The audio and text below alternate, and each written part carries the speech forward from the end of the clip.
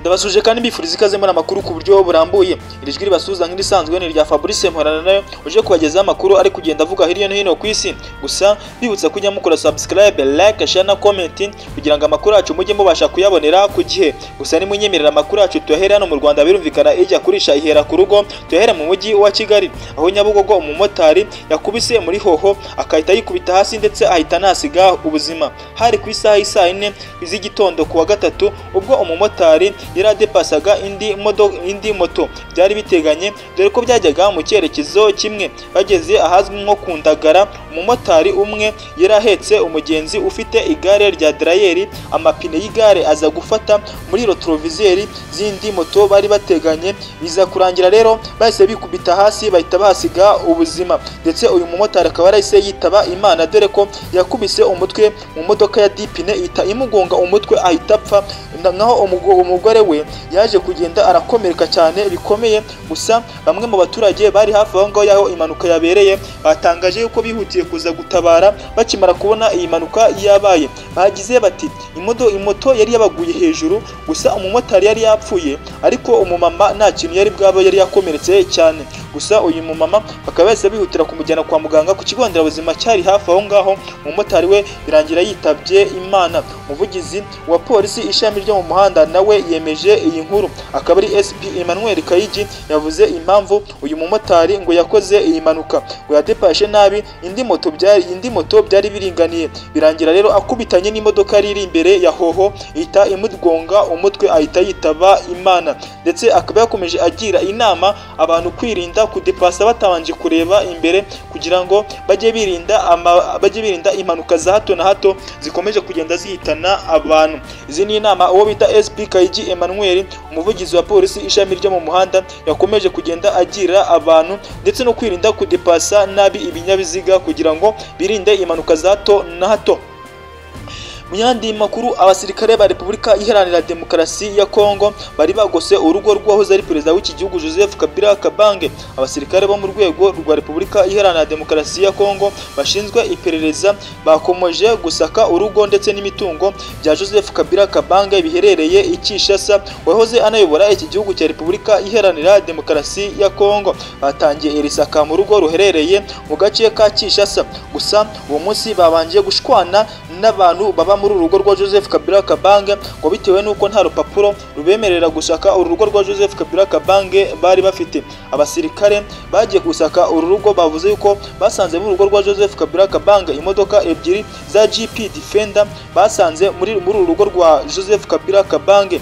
Bavuga yuko ari ikimenyetso simusiga kigaragaza yuko hari gutegurirwa umugambi wo guhungabanya ubutegetsi inzego za leta muri Repubulika Iharanira Demokarasi ya Kongo. Gusa abantu bo muri Repubulika Iharanira Demokarasi ya Kongo by'umwihariko batuye muri urugo rwa Joseph Kabila Kabange babiteye utwatsi, basobanura yuko bino bintu babyifashisha mu bikorwa bya gisivile gusa, niko bagerageje kuba batangaza. Gusa umuvugizi w'umuryango wa Joseph Kabila Kabange yavuze yuko ibingibi ngo ari ukubeshya, ndetse avuga yuko abasirikare bari baje muri urugo rwa Joseph Kabila Kabange bari barugose kandi bari kumwe n'abandi bashinzwe ubugenzacyaha baje muri urugo rwa Joseph Kabila Kabange. Aya ni amagambo umuvugizi w'umuryango wa Joseph Kabila Kabange yagerageje kuba yatangaza. Gusa byagiye bigaragara yuko Joseph Kabila Kabange yahoze ayobora iki gihugu cya Repubulika Iharanira Demokarasi ya Kongo.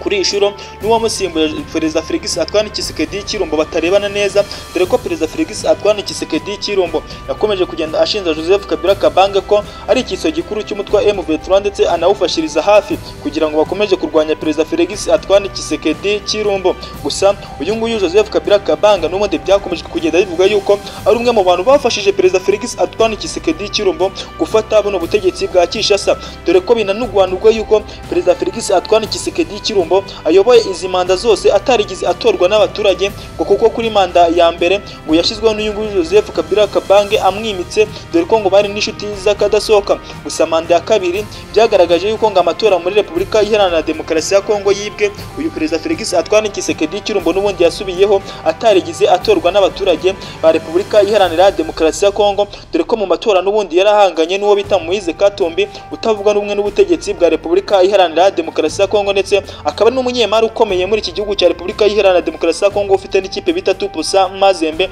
ndetse n'uwo bita Martin Fayulu. Aba nibo bakandida bakomeye bari bahanganye na Perezida Felix Antoine Tshisekedi Chilombo. Gusa batangaje yuko Perezida Tshisekedi yibye amajwi abano bakandida bari bahanganye. Gusa kuri ishuro narindi kugaruka ku mubano hagati ya Tshisekedi ndetse na Joseph Kabila Kabange utameze neza, kandi nyamara mu minsi yashize umubano wabo wari umeze neza, dore ko uwo bita Joseph Kabila Kabange aheruka no gutangaza yuko agiye kugaruka muri Repubulika Iharanira Demokarasi ya Kongo nyuma y'imyaka myinshi yari amaze ataba muri iki gihugu, yaragiye mu bihugu byo hanze. Akimara kuva ku butegetsi bwa Kinshasa ntabwo yabaga muri iki gihugu, yari yaragiye hanze. Rero mu myaka myinshi yari amaze atakibamo, aheruka gutangaza yuko agiye kugaruka muri Repubulika Iharanira Demokarasi ya Kongo.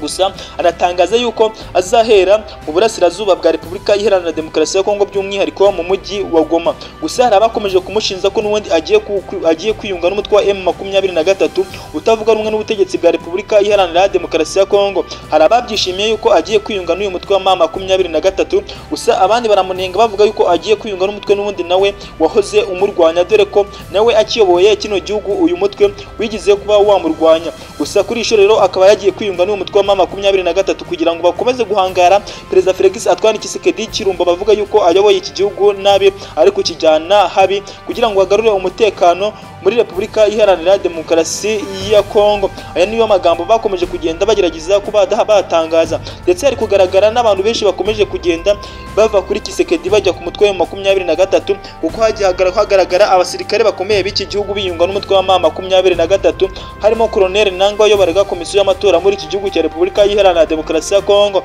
ndetse hari n'abasenateri baheruka kwiyunga n'uyu mutwe wa M23 bakagenda hariya mu mujyi wa Goma, ndetse hari n'abajenerali bagiye bava muri Repubulika Demokarasi ya Kongo bajya mu mutwe wa M23, ndetse n'abana ba Mobutu wahoze ayobora kino gihugu cya Repubulika Iharanira Demokarasi ya Kongo nabo baheruka kwiyunga n'umutwe wa M23 kugira ngo bakomeze bongere imbaraga za gisirikare ndetse n'iza politike muri uyu mutwe wa M23 uvuga yuko uharanira uburenganzira bwabo.